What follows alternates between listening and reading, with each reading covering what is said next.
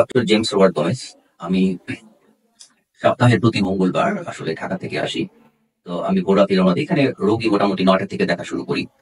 ৪টা পর্যন্ত রোগী থাকে, এখানে রোগী দেখি। তো ইদানিং রোগী আরো বেশি হচ্ছে দেখে হয়তোবা এক্সটেন্ড করতে পারি ৬টা ৭টা পর্যন্ত। যাই হোক, আমি চিরাং মেডিকেল কলেজ থেকে পাশ করেছি। তারপরে মৃদুলা হাসপাতাল, মৃদুলা ডায়াগনস্টিক সেন্টার আম আর হসপিটাল এখানেই আসি। তো চিরাং মেডিকেল কলেজ থেকে পাশ করার পরে আমার একটা ডিপ্লোমা আছে, স্কিনের উপরে ডিপ্লোমা আছে। তাছাড়া ডিটিসিএমভি, আমি ডিওসি একটা সার্টিফাইড কোর্স আর সিডিভি ২টা সার্টিফাইড কোর্স করেছি। তাছাড়া আমাদের অ্যাস্থেটিক অ্যাডভান্স ডার্মাটোলজির উপরে একটা কোর্স আছে, যেটা ডিডিআই ওখান থেকে করেছি। তো এখন সকল ধরনের চর্মরোগের চিকিৎসার পাশাপাশি আমি অ্যাস্থেটিকও কিছু কাজকর্ম করি। যেমন ধরেন মাথার চুল পড়ে গেলে মাথার চুল গজানোর জন্য আমরা পিআরপি করি। ব্রণের চিকিৎসার পরে মুখের গর্ত হয়ে যায়, তখন আমরা মুখের পিআরপি করি গর্তটা ভরার জন্য। তারপরে ধরেন আমাদের এখানে মেস্তা আছে।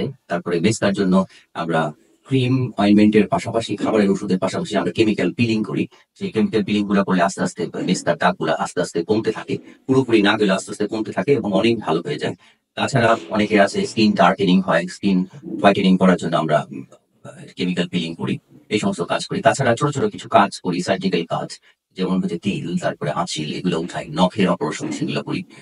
তো এইগুলোর পাশাপাশি যত আধুনিক কিছু আছে, যদিও আমি লেজারের উপরে ট্রেনিং নিচ্ছি, কিন্তু রাইট নাও এখানে লেজারের ইনস্ট্রুমেন্ট নাই, কিন্তু সেই হিসাবে কোনো রোগীকে যদি লেজার করতে হয় সেটা আমরা ঢাকায় গিয়েও করি।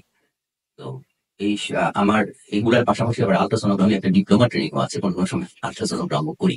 ওর সঙ্গে আরেকটা চিকিৎসা সেবা আছে, যেমন আমরা মানুষ দেখা যায় যে বিয়ে শাদী করা বা বিয়ে করার আগে অনেক সময় দেখা যায় বিভিন্ন আহ আহ, পুরুষ হোক মহিলা হোক বিভিন্ন রকমের যৌন রোগে ভুগে, তাছাড়া যৌন অক্ষমতায়ও ভুগে।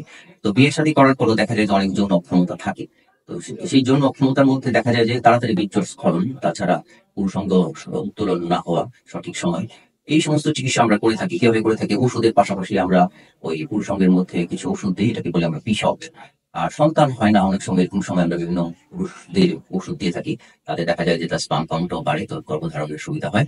তাছাড়া বিভিন্ন সেক্সুয়াল ব্যাপারগুলোর মধ্যে আছে বিভিন্ন রকমের ব্যাপার আছে, যেমন ধরেন ইচ্ছা করে না, তারপরে হচ্ছে সহবাসের সময় কম, সেগুলো বৃদ্ধির জন্য আমরা ব্যায়ামের পাশাপাশি ওষুধ দিয়ে থাকি। এই চিকিৎসা সেবাটা আমরা একটু স্পেশালাইজ ভাবে করে থাকি।